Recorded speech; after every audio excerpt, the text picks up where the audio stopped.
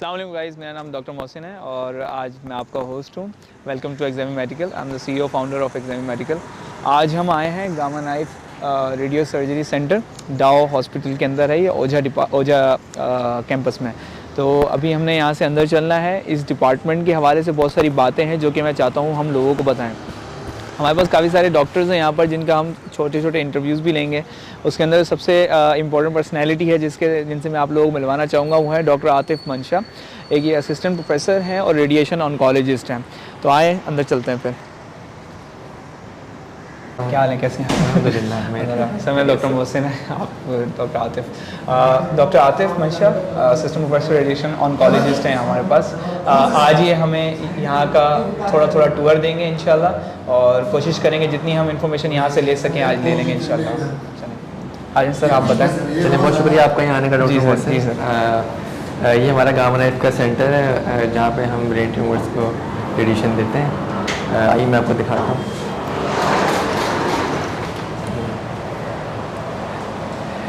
ये हमारा main waiting area है जहाँ पे पेशेंट्स आते हैं। वो ये हमारा मेन रिसेप्शन काउंटर है। यहाँ पे आके जो रिसेप्शनिस्ट को दिखाते हैं और फिर यहाँ से पेशेंट्स को हम बुक करते हैं जिनकी OPD वगैरह होती है या जिनको रेडिएशन देनी होती है। सारे मरीज़ पहले यहीं पे आते हैं, तो उसके बाद हम उनको उसके बाद ये आपको रेफ़र करते हैं, बताते हैं आपको। जी हाँ, ठीक है। यहाँ से फिर हम आगे आइए।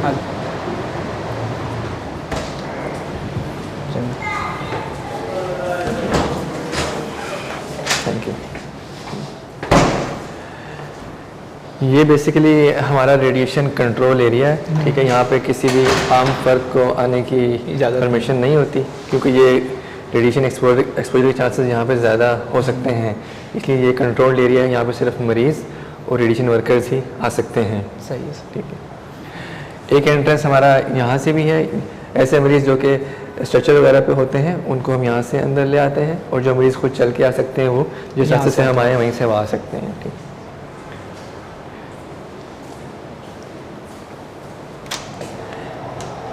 ये गामा नाइफ का कंसोल रूम है जहाँ पे बैठ के हम मरीज़ों की प्लानिंग करते हैं। आपके सामने एक प्लान खुला हुआ भी है जिसको मैं अभी प्लान करूँगा,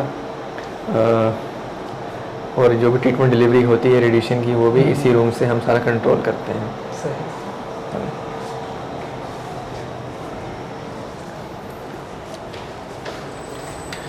ये अभी हम बंकर में के अंदर जा रहे हैं जहाँ पे एक्चुअल मशीन गामा नाइफ रखी हुई है, और इसमें जब मशीन ऑफ होती है तो फिर ग्रीन लाइट जल रही होती है, और जब मशीन ऑन होती है अंदर पेशेंट ट्रीट हो रहा होता है तो फिर रेड लाइट ऑन हो जाती है।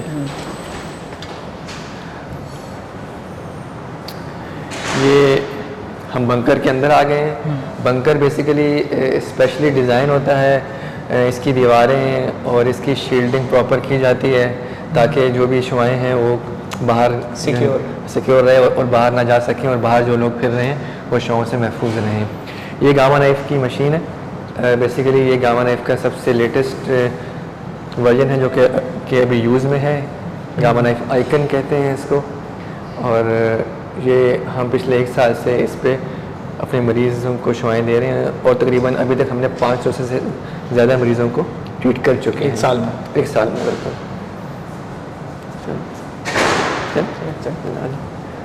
बस एक छोटी सी, बाकी जो पहले किया था वो भी आ जाएगा। ये बेसिकली हमारा फ्रेम लगाने वाला एरिया है। जिन पेशेंट्स को हम फ्रेम पे रेडिएशन देते हैं उनको हम इस रूम में लेके आते हैं, और फिर उनको हम लोकल एनेस्थीसिया में हेड फ्रेम लगाते हैं। ठीक है। यहाँ पर पेशेंट जो है हमारे पास फिर स्टेप डाउन या स्टेप अप होता है यहाँ से। जी हाँ, बिल्कुल।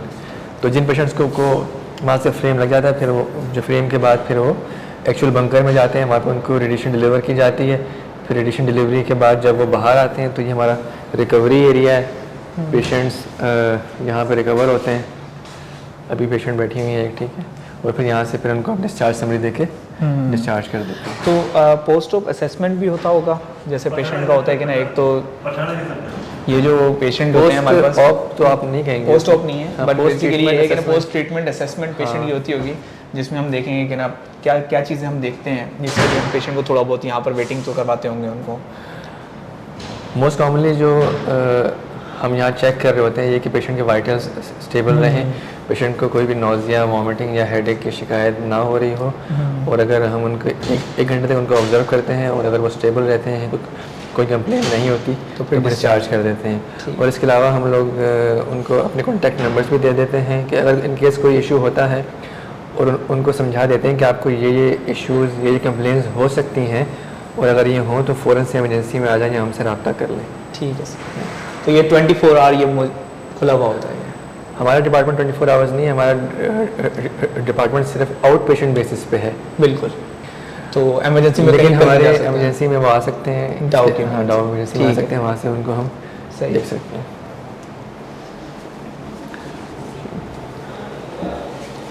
अब मेरे रूम में आ जाएंगे, वही बात है। ठीक है। अस्सलाम वालेकुम सर, मेरा नाम डॉक्टर मोहसिन है, मैं एग्जामी मेडिकल का CEO फाउंडर हूँ और आज मैं गामा नाइफ के बारे में जानने आया था आपसे। तो शुरुआत करते हैं आपके इंट्रोडक्शन से। मैं तो जानता हूँ थोड़ी बहुत चीज़ें आपके बारे में, बट हमारी ऑडियंस को भी मैं चाहता हूँ कि ना वो आपके बारे में मज़ीद जाने, तो अपने बारे में बताएँ। वालेकुम अस्सलाम, मेरा नाम डॉक्टर आतिफ मंशा है और मैं यहाँ डाउ यूनिवर्सिटी ऑफ हेल्थ साइंसेज में असिस्टेंट प्रोफेसर रेडिएशन ऑन्कोलॉजी के तौर पे अपने फ़राइज़ अंजाम दे रहा हूँ। और पिछले तकरीबन 1 साल से मैं गामा नाइफ सर्जरी सेंटर में काम कर रहा हूँ। बेसिकली ऑन्कोलॉजी से मैं रेडिएशन ऑन्कोलॉजिस्ट हूँ, जो कि ऑन्कोलॉजी की एक स्पेशलिटी है। बुनियादी तौर पे ऑन्कोलॉजी की 3 स्पेशलिटीज़ होती हैं, जिनके अंदर सर्जिकल ऑन्कोलॉजी, मेडिकल ऑन्कोलॉजी और रेडिएशन ऑन्कोलॉजी शामिल हैं। और तीनों जो हैं वो एक साथ काम करते हैं किसी भी कैंसर के मरीज़ का इलाज करने के लिए। ठीक। सो इसके अंदर मैं मज़ीद जानना चाहूँगा ख़ासतौर पर रेडिएशन ऑन्कोलॉजी, क्योंकि पर्सनली मुझे भी बहुत रिसेंटली ही इस टर्म का ख़ासतौर पर रेडिएशन ऑन्कोलॉजी के बारे में पता चला था, जिसमें हम डॉक्टर नदीम से जब हम मिले थे तो मैं वहाँ पर यार रेडिएशन ऑन्कोलॉजी भी कोई फील्ड है, कोई स्पेसिफिक ना, जिसे समझ में तो यही आता है कि ना इसमें कहीं ना कहीं रेडिएशन का रोल है और कहीं ना कहीं ऑन्कोलॉजी का रोल है, तो वो दोनों मिलके रेडिएशन के ज़रिए हम ट्रीटमेंट कर रहे हैं कैंसर का। तो बाय डेफिनेशन तो हमें यही पता चलता है, बट ये फील्ड किस तरीके से आगे काम करती है और ऑन्कोलॉजी से, क्योंकि ऑन्कोलॉजी में तो जाहिर सी बात है कैंसर पेशेंट्स होते हैं, फिर फर्दर उनका ट्रीटमेंट और कीमोथेरेपी, रेडियोथेरेपी उसकी तरफ चले जाते हैं। ये रेडिएशन ऑन्कोलॉजी किस तरीके से मुख्तलिफ है, एक जो हमारे पास एक ओल्ड ऑन्कोलॉजी थी, क्योंकि दिस इज़ न्यू, तो ये किस तरीके से डिफरेंट है उसके लिए? अगर हम बात करें कि रेडिएशन ऑन्कोलॉजी कितनी जो पुरानी है, तो जो इस दुनिया के ममालिक हैं जो कि तरक्की याफ्ता ममालिक की फहरिस्त में आते हैं, तो वहाँ तो रेडिएशन काफ़ी पिछले 50-60 सालों से होती हुई आ रही है और काफ़ी इस्टेब्लिश्ड है। लेकिन पाकिस्तान के अंदर, क्योंकि पाकिस्तान के अंदर कैंसर की बीमारी बुनियादी तौर पे सर्जन्स डील करते थे और कैंसर को एक सर्जरी की बीमारी समझा जाता था। 1970 की दहाई में हम देखें और 80 की दहाई में देखें, लेकिन फिर उसके बाद आहिस्ता आहिस्ता पाकिस्तान के अंदर जो रेडिएशन ऑन्कोलॉजी सेंटर्स बनना शुरू हुए और फिर मेडिकल ऑन्कोलॉजिस्ट भी और फिर रेडिएशन ऑन्कोलॉजिस्ट भी जो है वो यहाँ पे ग्रो करना शुरू हुए। रेडिएशन ऑन्कोलॉजिस्ट बेसिकली उसका काम ये होता है कि जो भी कैंसर का मरीज़ है उनको रेडिएशन दी जाए। कौन से ऐसे मरीज़ हैं कि जिनको रेडिएशन की ज़रूरत है, कितनी रेडिएशन देनी है और कहाँ कहाँ रेडिएशन हमने देनी है और कौन से जिस्म के ऐसे हिस्से हैं जिनको हमने रेडिएशन से बचाना है। ये पूरी प्लानिंग जो रेडिएशन ऑन्कोलॉजिस्ट करता है। सही है। लेकिन मजमूई तौर पे अगर हम देखें तो ऑन्कोलॉजी जो है बेसिकली वो किसी एक स्पेशलिटी का नाम नहीं है, बल्कि उसके अंदर जो है सर्जिकल ऑन्कोलॉजी भी आती है जिसमें सर्जन शामिल होते हैं, ये भी एक स्पेशलिटी है। मेडिकल ऑन्कोलॉजी जो है, जो लोग कीमोथेरेपी करते हैं, टारगेटेड थेरेपी करते हैं, हार्मोनल थेरेपी करते हैं, वो उनका काम है। और रेडिएशन ऑन्कोलॉजिस्ट जो है वो बस रेडिएशन से ताल्लुक़ रखते हैं। काफ़ी सारी चीज़ें अभी पता लग रही हैं, ख़ास तौर पे मुझे भी, और आई होप कि ना ऑडियंस को भी फ़ायदा हो रहा होगा। ऑडियंस में बहुत सारे मेडिकल स्टूडेंट्स हैं, तो उनके दिमाग में ये क्वेश्चन होगा कि ना what is the career pathway. जैसे हमें मुझे पता है कि ना जनरल सर्जरी का 4 ईयर FCPS प्रोग्राम है, या फिर जनरल मेडिसिन का भी 4 ईयर है, फिर या फिर सब स्पेशलिटीज़ की तरफ जाते हैं। तो थोड़ा सा अगर पाथवे के बारे में अगर आप बताएँ ताकि हेल्प हो स्टूडेंट्स को। जो नए स्टूडेंट्स रेडिएशन ऑन्कोलॉजी की तरफ आना चाह रहे हैं तो उनके लिए पाथवे बहुत सिंपल है। जैसा कि सारी स्पेशलिटीज़ में होता है कि पहले MBBS किया जाता है, उसके बाद हाउस जॉब की जाती है 1 साल की, बाद हाउस जॉब के बाद FCPS 1 का एग्ज़ाम दिया जाता है। तो अभी कुछ पिछले सालों में कुछ तब्दीलियाँ आई हैं। पहले तो ये होता था कि जिसने FCPS 1 रेडियोलॉजी में दिया हो, फिर वो रेडियोलॉजी में देने के बाद फिर वो रेडिएशन ऑन्कोलॉजी के किसी सेंटर में एज ए रेजिडेंसी के लिए अप्लाई करते थे। लेकिन अब ये चेंज हुआ है। अब जिसने FCPS 1 मेडिसिन में, सर्जरी में और रेडियोलॉजी में, इन तीनों में से किसी भी में FCPS 1 दिया हुआ है, तो वो किसी भी ऐसे सेंटर में जहाँ पे रेडिएशन ऑन्कोलॉजी की रेजिडेंसी होती है वहाँ पे वो अप्लाई कर सकते हैं। अभी इस वक्त कराची के अंदर तकरीबन 6 ऐसे इदारे हैं जहाँ पे रेडिएशन ऑन्कोलॉजी की रेजिडेंसी हो रही है, जिनके अंदर आगा खान यूनिवर्सिटी शामिल है, सही है। Atomic energy medical centre JPMC, किरण हॉस्पिटल, ज़ियाउद्दीन यूनिवर्सिटी हॉस्पिटल और इसके अलावा जो है NCCI में भी रेजिडेंसी रेडिएशन ऑन्कोलॉजी की हो रही है। तो FCPS 1 देने के बाद एज ए रेजिडेंट आप इनमें से किसी भी सेंटर में ज्वाइन कर सकते हैं और फिर 2 साल की ट्रेनिंग के बाद इंटरमीडिएट मॉड्यूल होता है, IMM होता है, सही। और IMM पास करने के बाद मज़ीद 2 साल की ट्रेनिंग होती है और किसी ऑन्कोलॉजी, हाँ टोटल, जी हाँ, रेडिएशन ऑन्कोलॉजी में ही। और फिर टोटल जो 4 साल की ट्रेनिंग के बाद आपको FCPS 2 का एग्ज़ाम देना होता है और फिर वो एग्ज़ाम देने के बाद FCPS की डिग्री मिल जाती है CPSP की तरफ से। बिल्कुल। इसमें फिर रोटेशंस नहीं होती हैं हमारे पास, जिस तरीके से हमारे पास सर्जरी में या मेडिसिन के FCPS में रोटेशंस होती हैं। अभी पिछले कुछ सालों में थोड़ा सा चेंज आया है। पहले ये होता था कि जो 4 साल थे ट्रेनिंग के, उसमें से 1 साल जो है पूरा रोटेशंस होती थी, जिसके अंदर पैथोलॉजी की रोटेशन, रेडियोलॉजी की रोटेशन, इंटरनल मेडिसिन की रोटेशन, न्यूक्लियर मेडिसिन की रोटेशन, सर्जरी की रोटेशन, तो ये सब शामिल थी उसके अंदर, और पूरे 1 साल की रोटेशन होती थी। लेकिन अभी जो है जो नया करिकुलम आया है CPSP की तरफ से, उसमें कोई रोटेशन शामिल नहीं, सिर्फ 4 ईयर रेजिडेंसी प्रोग्राम है, बीच में IMM का एक बीच में एग्जाम है। IMM का एग्ज़ाम है। तो मतलब हर वक्त सिर्फ रेडिएशन ऑन्कोलॉजी ही है सिर्फ। उन्होंने ऑप्शन दिया हुआ है कि अगर रोटेशन करना चाहते हैं तो रोटेशन कर सकते हैं, हाँ, but requirement नहीं। मैंडेटरी नहीं है वो। सही, लेकिन सही। पहले मैंडेटरी था। जब मैं ट्रेनिंग ठीक कर है। रहा था तो उस टाइम पे मैंडेटरी था, तो वो सब मैंने किया था। अच्छा, इसमें कुछ इंपॉर्टेंट चीज़ें हैं जो कि पाथवे से रिलेटेड ही हैं। जॉब्स की बात करें अगर हम, ठीक है ना, तो जॉब्स क्राइटेरियाज होते हैं डिफरेंट जगहों पे। तो एक बच्चे को अपनी CV डेवलप करनी है, तो एक तो चलो वो डिफरेंट सेंटर्स में जाके थोड़े बहुत इंटर्नशिप या इलेक्टिव्स कर सकता है, इसके अलावा रिसर्चेस भी कर सकता है। तो ये इन दोनों चीज़ों का कितना इंपॉर्टेंट रोल है, और क्या आपने इन दोनों में से कुछ ऐसी चीज़ें की थी जिसने आपको हेल्प किया आगे करियर प्रोग्रेस करने में, रिसर्च, इलेक्टिव्स, ये दोनों चीज़ों में, या फिर इनका इतना रोल नहीं होता आपके करियर में? नहीं, आप बिल्कुल सही कह रहे हैं कि रिसर्च और इलेक्टिव जो ऑब्जर्वरशिप्स जो होती हैं, इनका बहुत इम्पैक्ट पड़ता है CV के ज़रिए से। आप जब भी किसी सेंटर में अप्लाई करते हैं रेजिडेंसी के लिए, और CV में अगर मेंशन हो इन चीज़ें, रिसर्च और ऑब्जर्वरशिप्स या इलेक्टिव्स, तो एक तरजीह मिल जाती है उस स्टूडेंट को दूसरे स्टूडेंट्स पे। बाकी जहाँ तक मेरी बात है, तो मैंने रेजिडेंसी शुरू करने से पहले आगा खान यूनिवर्सिटी में इलेक्टिव्स किए थे, और उसके अलावा एक कैंसर हॉस्पिटल है बैतुल सुकून, कैंसर हॉस्पिटल के नाम से, बैतुल सुकून। मैं वहाँ पे RMO एज एन RMO वहाँ पे काम करता था, तो वहाँ से मुझे इस फील्ड के बारे में इल्म हुआ, और फिर मैंने आगा खान में इलेक्टिव्स किए। उसके बाद मैंने आगा खान में अप्लाई किया और वहीं पे रेजिडेंसी की।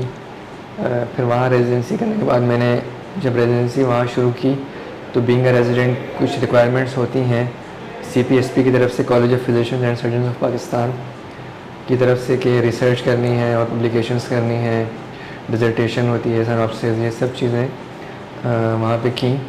तो तकरीबन 10 से ज़्यादा रिसर्च पेपर्स मैं जब वहाँ से फ़ारिग हुआ, FCPS किया, तो 10 से ज़्यादा रिसर्च पेपर्स में पब्लिश कर चुका था। फिर रेजिडेंसी, हाँ, क्योंकि वहाँ पे radiation oncology residency training program को इस तरह डेवलप किया गया है, इस तरह डिज़ाइन किया हुआ है कि रिसर्च करनी पड़ती हैं एक ईयर से दूसरे ईयर में प्रोग्रेस करने के लिए। और फिर CPSP का जो एग्ज़ाम होता है, उसमें अपीयर होने के लिए भी डिसर्टेशन को सबमिट करना पड़ता है, या फिर एटलीस्ट 2 पब्लिकेशंस किसी पबमेड इंडेक्स जर्नल में ज़रूरी है। पब्लिश होनी चाहिए। तो ये सब करने के बाद जब मैंने FCPS किया तो उसके बाद मैं मज़ीद फेलोशिप करने के लिए Shaukat Khanum cancer hospital and research centre Lahore चला गया। वहाँ पे मैंने 2 साल की एडवांस फेलोशिप की, जिसमें मैंने ब्रेकीथेरेपी और स्टीरियोटैक्टिक रेडियो सर्जरी की फेलोशिप्स की। फिर 2 साल के बाद फिर मैं जब डाउ यूनिवर्सिटी ने अपना इंस्टीट्यूट रेडिएशन का सेंटर डेवलप करना शुरू किया तो इन्होंने अखबार में ऐड दिया, तो मैंने उस ऐड के थ्रू अप्लाई किया और उस ऐड के अंदर जो रिक्वायरमेंट्स थी वो वही रिक्वायरमेंट्स थी कि रिसर्च होनी चाहिए और 2 साल का एक्सपीरियंस होना चाहिए। तो जो रिसर्च मैंने रेजिडेंसी के दौरान की थी वही मेरे बाद में काम आई और फिर उन्हीं की बुनियाद पे मुझे जॉब मिल गई। सही। तो ये बात सच है कि ना आपको वैसे एक्सपीरियंस के लिए भी एक चीज़ अच्छी होती है, बट रिसर्चेज में इन्वॉल्व होना करियर प्रोग्रेशन भी है और इन दी एंड पेशेंट केयर को भी बेनिफिट देता है। बिल्कुल। रिसर्चेज में देखें, रिसर्चेज में इन्वॉल्व होना ज़रूरी इसलिए होता है क्योंकि जो भी आप काम करते हैं, अगर मैं किसी को बोलूँ कि मैं एक रेडिएशन ऑन्कोलॉजिस्ट हूँ और मैंने जो है 200-300 मरीज़ों को रेडिएशन दी है, तो मेरे जो बोलने में और अगर यही 2-3 मरीज़ों का डेटा मैंने पब्लिश कर दिया है तो मैं जो बोल रहा हूँ वो उसका एक ऑथेंटिक सोर्स, उसका एक सबूत जो लोगों को मिल जाएगा कि मैं जो सही बोल रहा हूँ, तो मेरे कॉल और फेल में कोई जो है तजाद नहीं रहेगा और ये एक किस्म का एविडेंस हो जाता है कि आप कैसा काम करते हैं और उसका क्या आउटकम्स हैं, आपने जो काम किया है उससे मरीजों को कितना फ़ायदा हुआ है। रिसर्च से इसका एक सबूत लोगों को मुहैया हो जाता है। तो ये बहुत एक चीज़ ऐसी है कि जिसकी वजह से लोग आप पर ट्रस्ट करते हैं और फिर वो आपको किसी ऐसे कैंडिडेट के मुकाबले में कि जो कि जिसने रिसर्च ना की हो तो आपको एक बहुत बड़ा एज मिल जाता है। ठीक है। अच्छा, वापसी आते हैं हम इस डिपार्टमेंट की तरफ गामा नाइफ में।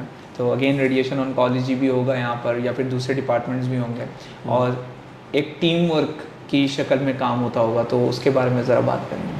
बिल्कुल। अगर सिर्फ ऑन्कोलॉजी की बात की तो जैसे मैंने पहले कहा कि सर्जिकल ऑन्कोलॉजी, मेडिकल ऑन्कोलॉजी और रेडिएशन ऑन्कोलॉजी, ये तीनों जो है ना आइसोलेशन में एग्जिस्ट नहीं कर सकते। इन तीनों को साथ काम करना ही है क्योंकि किसी भी एक कैंसर के मरीज़ के फ़ायदे के लिए हम तीनों को एक साथ काम करना है। बेसिकली यहाँ पे होता ये है और हर इदारे में जो भी कैंसर हॉस्पिटल है हर जगह ट्यूमर बोर्ड्स होते हैं। बिल्कुल। ट्यूमर बोर्ड्स के अंदर एक पेशेंट का केस पेश किया जाता है और उसके अंदर जो है तीनों ऑन्कोलॉजी की स्पेशलिटीज़ और इसके अलावा रेडियोलॉजिस्ट, पैथोलॉजिस्ट, नर्सें और सपोर्टिव केयर, पैलेटिव मेडिसिन, ये सब डॉक्टर्स बैठते हैं। तो पूरी एक बाकायदा मीटिंग होती है और इसमें तमाम पेशेंट्स जिनको कैंसर के इलाज की ज़रूरत होती है उनके इलाज के शुरू होने से पहले ही उनके इलाज का एक प्लान तैयार कर लिया जाता है कि किस टाइम पे सर्जरी होगी, कब कीमो लगनी है और कब रेडिएशन देनी है। ये पूरा एक प्लान पहले से ही डे 1 से तैयार कर लिया जाता है और फिर उसके बाद उस प्लान को फॉलो किया जाता है। सही। तो यहाँ पर मैं अभी जब राउंड कर रहे थे तो उसमें मैंने देखा कि ना यहाँ पर हमारे फिजिसिस्ट भी मौजूद हैं। सही है। और IMT के भी कुछ टेक्नीशियंस मौजूद हैं। सो ऐसा नहीं है कि ना यहाँ पर सिर्फ ओनली डॉक्टर्स हैं, बट एक प्रॉपर डिफरेंट डिपार्टमेंट्स हैं जो कि इस पूरे टेक्नोलॉजी को वर्किंग में अपना एक किरदार अदा करते हैं। रेडिएशन ऑन्कोलॉजी के डिसिप्लिन के अंदर जो है सिर्फ डॉक्टर ही काम नहीं कर रहा होता बल्कि पूरी टीम काम कर रही होती है और यहाँ पे ये बहुत ज़रूरी है कि रेडिएशन ऑन्कोलॉजिस्ट तो होता ही है, लेकिन जो इलाज रेडिएशन का हो रहा होता है उसकी एक्चुअल डिलीवरी और जो रेडिएशन प्लान तैयार किया जाता है उस प्लान की तैयारी में फिजिसिस्ट का बड़ा रोल होता है, मेडिकल फिजिसिस्ट। और इसके अलावा जो कि एक्चुअल रेडिएशन डिलीवरी जो कि मशीन पे दी जा रही होती है उसमें रेडिएशन थेरेपी टेक्नोलॉजिस्ट का बड़ा रोल होता है। तो बेसिकली रेडिएशन ऑन्कोलॉजी के अंदर भी 3 किस्म के आप कह लें कि स्पेशलिटीज़ के लोग मुलविस होते हैं, जिसके अंदर रेडिएशन ऑन्कोलॉजिस्ट, मेडिकल फिजिसिस्ट और रेडिएशन थेरेपी टेक्नोलॉजिस्ट, ये तीनों शामिल होते हैं। सही। इस तरह काम होता है ये। ठीक है। अच्छा, मैं समझ गया हूँ सारी चीज़ें, बट स्टिल ना थोड़ी बहुत क्वेश्चंस हैं जिसमें हमारे पास मुख्तलिफ केसेस होते हैं। जैसे यहाँ पर रेफ़र हो रहे होते हैं या फिर आ रहे होते हैं ट्रीटमेंट के लिए। तो कभी कहीं ऐसा हुआ है कि ना आपके पास एक पेशेंट आया हो और आपने उसको बोला this patient is not eligible for gamma knife, तो एक एलिजिबिलिटी क्राइटेरिया होता होगा सिलेक्शन क्राइटेरिया होता होगा अगर this patient need gamma knife, this patient don't. Similar problem होगी, सिमिलर कंप्लेन होगी या फिर सेम ट्यूमर होगा। तो ऐसा कोई केस या ऐसी कोई मुझे इंडिकेशन या कॉन्ट्रा इंडिकेशन बता दें गामा नाइफ के हवाले से कि ये पेशेंट्स हैं जिन पे हम यूज़ करेंगे, ये पेशेंट जिन पे हम नहीं यूज़ करेंगे। कोई कॉमोबिटीज़ हो सकती हैं, कोई और चीज़ हो सकती है, प्रीवियस कोई ऐसा कुछ उनका एक्सपीरियंस हो सकता है जिसके बिना पर हम ये डिसाइड करें। जी बहुत अच्छा सवाल किया आपने। बेसिकली जो इंडिकेशंस है ना गामा नाइफ की, उसको बेसिकली हम 5 बड़ी टाइप्स में डिवाइड कर लेते हैं। एक तो बिनाइन ट्यूमर्स ब्रेन के, सही है, जिसके अंदर मेनिंजियोमाज, शवानोमाज, पिट्यूटरी एडिनोमाज और क्रेनियोफ्रेंजियोमाज को शामिल कर सकते हैं। अब ये जो मैंने आपको टाइप्स बताई हैं, इनमें से हर एक की जो इंडिकेशन डिपेंड करती है कि ट्यूमर का साइज़ क्या है, उसकी लोकेशन क्या है और पेशेंट जो आया है उसका परफॉर्मेंस स्टेटस कितना अच्छा है। अगर साइज़ बहुत ज़्यादा बड़ा है, फंक्शनल स्टेटस उसका कैसा है। अगर साइज़ बहुत ज़्यादा बड़ा है तो फिर गामा नाइफ जो नहीं हो सकती उसमें। नॉर्मली कट ऑफ जो है वो 5 cm का होता है, 5 सेंटीमीटर का एक कट ऑफ रखा हुआ है नॉर्मली, ठीक है। और इसके अलावा ब्रेन के अलावा हम लोग मैलिग्नेंट ब्रेन ट्यूमर्स भी करते हैं, जिसके अंदर मोस्ट कॉमन ब्रेन मेटास्टेसिस के पेशेंट्स आते हैं हमारे पास, और ग्लायोमास, रिकरेंट ग्लायोमास के केसेस आते हैं। ब्रेन मेट्स के अंदर भी हमें ये चेक करना होता है कि जिनके नंबर ऑफ मेट्स कितने हैं, उनका टोटल वॉल्यूम कितना बन रहा है, उसकी भी एक लिमिट होती है 6 सेंटीमीटर क्यूब की, ठीक है। तो वो भी इसके इंडिकेशन में आते हैं। अगर वॉल्यूम ज़्यादा हो रहा होता है तो फिर उसको गामा नाइफ नहीं दे सकते। रिकरेंट ग्लायोमास में भी साइज़ डिपेंडेंट चीज़ें हैं सारी। ट्यूमर अगर 4 सेंटीमीटर का है रिकरेंट ग्लायोमा तो उसको हम गामा नाइफ देते हैं, अगर बड़ा हो तो उसमें गामा नाइफ नहीं देते। इसके अलावा हम लोग फंक्शनल डिसऑर्डर्स भी ट्रीट करते हैं, जिसके अंदर neuralgias, most commonly trigeminal neuralgias, sometimes facial neuralgias के पेशेंट भी आते हैं। और इसके अलावा जो ट्रीमर्स हैं, एसेंशियल ट्रीमर्स, पार्किंसन डिजीज़, तो ऐसे पेशेंट्स भी आते हैं। इसके अलावा जिनको साइकोलॉजिकल डिसऑर्डर्स हैं like OCD, obsessive compulsive disorders, तो उसमें भी गामा नाइफ यूज़ होता है। उसमें गामा नाइफ की इंडिकेशन है, but it's the last option. ये इसलिए कोई अपफ्रंट इंडिकेशन नहीं है, लेकिन अगर एक ऐसा पेशेंट है कि जिसने सब कुछ जिसने सारी मेडिसिन ले ली हैं तो फिर उसमें हम as a last resort gamma knife हम दे सकते हैं, ठीक है। और इसके अलावा जो बाज़ ऑप्थेल्मोलॉजिकल डिजीज़ भी ऐसी होती हैं, ऑप्थेल्मोलॉजिकल, जैसे कि ऑक्यूलर मेलानोमा या फिर रिफ्रैक्टरी ग्लूकोमास, उनमें भी हम गामा नाइफ की वजह से रेडिएशन दे सकते हैं। लेकिन आपका जो कॉमन सवाल है कि इंडिकेशन और काउंटर इंडिकेशन, तो mostly the indications are dependent on the size of the tumour, location of the tumour, volume of the tumour and the patients performance status. तो उसमें फिर कॉमोबिटीज़ भी आ जाएंगी काफ़ी सारी पेशेंट की, उसी के बेसिस पे हम फंक्शनल स्टेटस का डिसाइड करेंगे। बिल्कुल A, B, C, ठीक है सर। अभी रिसेंटली अभी हमने जो शूट किया उसके अंदर हमने एक ट्राइजेमिनल न्यूरालजिया का एक हमने केस देखा। उसमें चाहता तो मैं ये था कि ना हम उसका जो है ना CT और सारी चीज़ें उसको जो हमारे पास टीम थी उनको हम दिखाएं, MRI था उसका पेशेंट का ना। तो डॉक्टर आबिद थे, डॉक्टर आबिद ने उनको जो क्या था वो शील्ड फ्रेम दोबारा, अच्छा, तो हमने अभी रिसेंटली देखा जो हमने शूट किया ट्राइजेमिनल न्यूरालजिया वाला पेशेंट जो था, तो डॉक्टर आबिद ने उसको एक प्रॉपर फ्रेम जो पहना रहे थे और लोकल एनेस्थीसिया देकर, तो मैं एक सवाल था जो मैंने डॉक्टर आबिद से भी किया, और यही सवाल ना एक BDS की एक लड़की थी हमारे पास जो उसको एक क्वेश्चन था, यार हमारे पास क्योंकि मैक्सिलोफेशियल डिपार्टमेंट है यहाँ पर DKOS में, तो वहाँ पर पेशेंट्स आते हैं ट्राइजेमिनल न्यूरालजिया के साथ, तो बोले उनको OPD बेसिस पे we do treatment and pain management. तो इंडिकेशन मैंने पूछी थी डॉक्टर आबिद से ना कि इसकी इंडिकेशन क्या है कि जब वो पेन मैनेजमेंट हो रही है उसकी, तो क्या ये रेफ़र होता है फ्रॉम द डॉक्टर या फिर ये पेशेंट विश होती है, क्योंकि एक ट्रीटमेंट तो उनका OPD बेसिस पे चल रहा है, या फिर this is recommended treatment for trigeminal neuralgia. ये कुछ बातें थी। नहीं, ट्राइजेमिनल जो न्यूरोलॉजी के पेशेंट्स ज़्यादातर यहाँ पर रेफ़र होकर आते हैं और ज़्यादातर जो न्यूरोलॉजिस्ट रेफ़र करते हैं। बेसिकली ये जो प्रिफर्ड इंडिकेशन तो नहीं है ऐसे पेशेंट्स के जो कि ट्राइजेमिनल न्यूरोलजिया के लिए मेडिकेशन ले रहे हैं और उनको उस पर रिलीफ नहीं मिल रहा, ठीक है, तो फिर उनके लिए गामा नाइफ की इंडिकेशन है। तो again it's not an upfront indication, but only for those patients who have been taking medicine and they are refractory to it.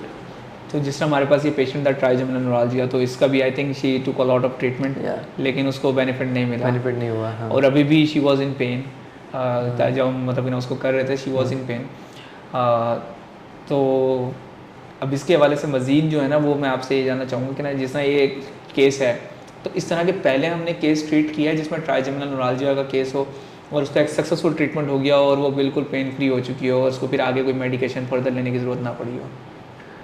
ऐसे बहुत सारे केसेस हैं कि जो हमने पिछले 1 साल में ट्राइजेमिनल न्यूरalgia के ट्रीट किए हैं, और अल्हम्दुलिल्लाह जो फॉलोअप जो पेशेंट्स का है उसका रिकॉर्ड तो अभी मेरे पास नहीं है, लेकिन एक दो पेशेंट मुझे ऐसे याद आ रहे हैं कि जिनमें अच्छा रिस्पांस आया था और वो बिल्कुल पेन फ्री हो गए थे। बिल्कुल। Again we need to have a followup data of this patients and we should report it, ताकि फिर हम उसको कंफर्म कर सकें कि confirm ये कर सकें, ऑथेंटिक है भाई। Authentic है। ठीक है।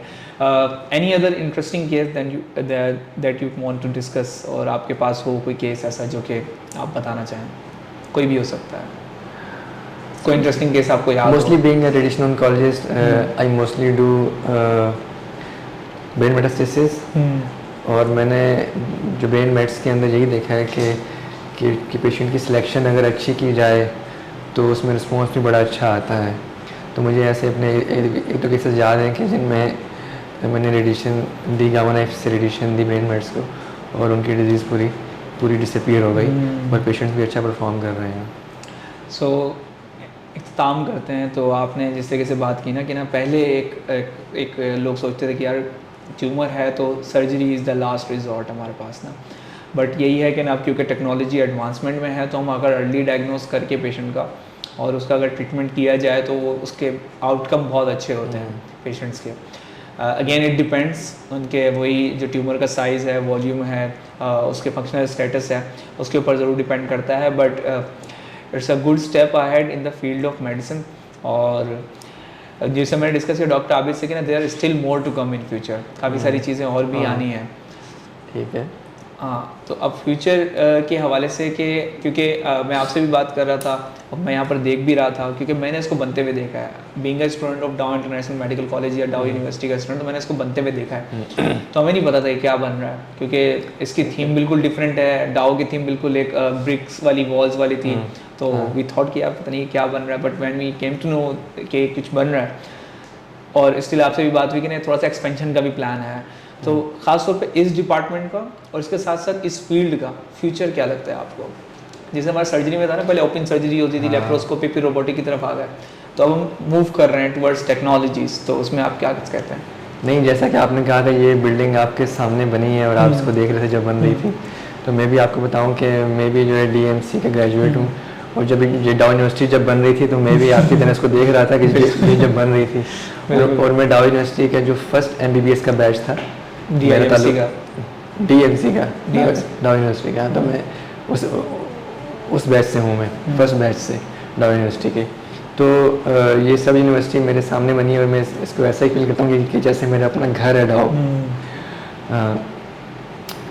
हमारे जो फ्यूचर प्लान्स हैं, अच्छा पहले आपका सवाल कि ये बिल्डिंग डिफरेंट क्यों है, क्योंकि जो लोगों के जहन में एक चीज़ पता नहीं क्यों पाई जाती है कि डाउ कोई गवर्नमेंट हॉस्पिटल है और इसके अंदर जो केयर है, पेशेंट केयर, वो इतनी अच्छी नहीं होगी।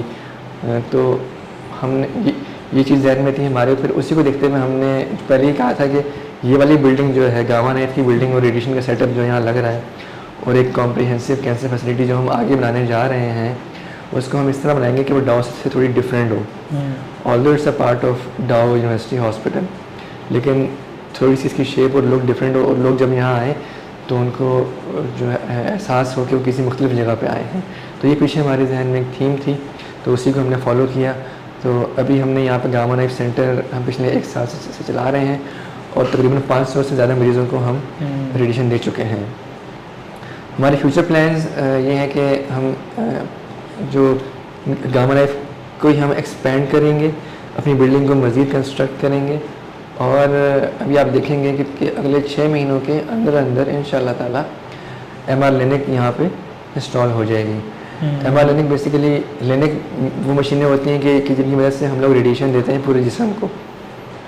तो MR लेनिक बेसिकली एक ऐसी मशीन है कि जिस लेनिक के ऊपर MRI की मशीन लगी हुई है। तो ये बेसिकली एक नई टेक्नोलॉजी है जो कि पूरी दुनिया में सिर्फ चंद ममालिक के पास है, और पाकिस्तान में ये पहली मशीन आएगी MR लेनिक जो कि डाउ के अंदर आ रही है, और इंशाअल्लाह ताला ये अगले 6 महीनों में अपना काम शुरू कर देगी। इसका फ़ायदा मरीज़ों को ये होता है कि जो इलाज किसी और सेंटर में 30 दिनों में हो रहा है या फिर 40 दिनों में हो रहा है या 20 दिनों में हो रहा है, वो इलाज हमारे सेंटर में 5 से 7 दिन में हो जाएगा। तो इस तरह जो है इलाज की मुद्दत कम हो जाएगी, और फिर जब इलाज की मुद्दत कम होगी, जब उसको शवाएँ कम लगेंगी, तो उन शवाओं की पेमेंट भी कम करनी पड़ेगी। तो इस तरह जो है माली फ़ायदा भी होगा मरीज़ को हमारे, और उसका टाइम भी कम लगेगा।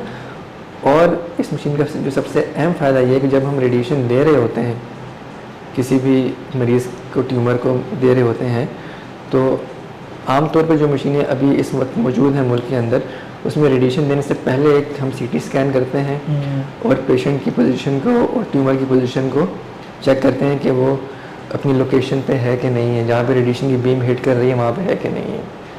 लेकिन जब मशीन ऑन हो जाती है और जब रेडिएशन ऑन हो जाती है, तो उस दौरान ऐसी टेक्नोलॉजी नहीं है कि उसको हम देख सकें। सही। लेकिन MR लेनिक के अंदर जो है रेडिएशन की डिलीवरी के दौरान भी हम ट्यूमर को देख रहे होंगे, हम देख रहे होंगे कि ट्यूमर कितना हिल रहा है और कितनी मूवमेंट आ रही है, और उसके हिसाब से हम अपने ट्रीटमेंट को एडजस्ट कर सकेंगे।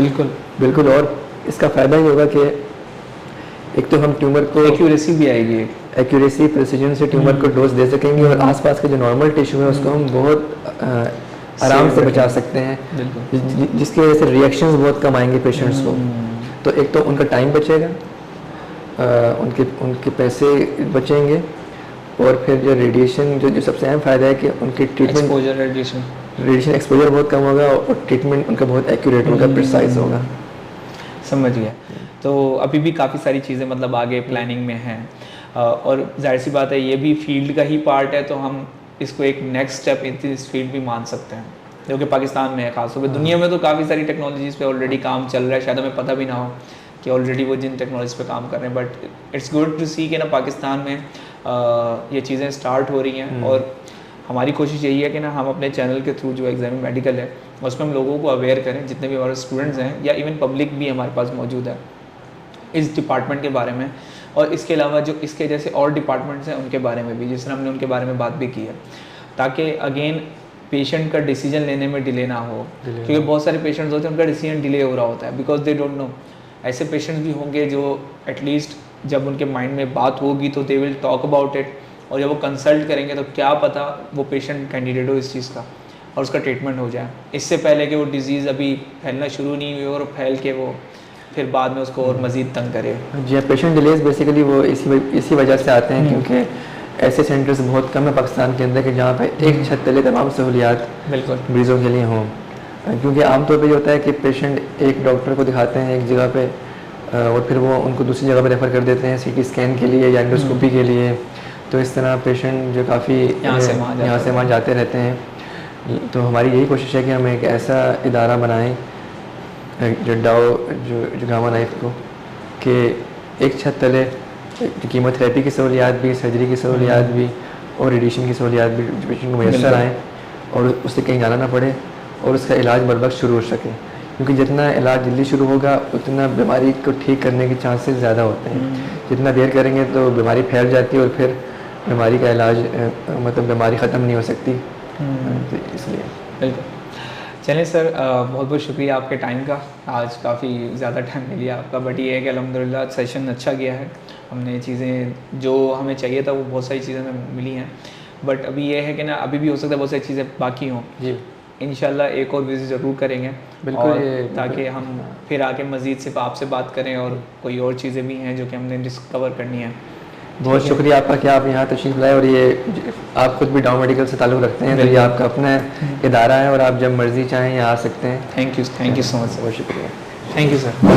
Thank you. अल्लाह हाफ़िज़।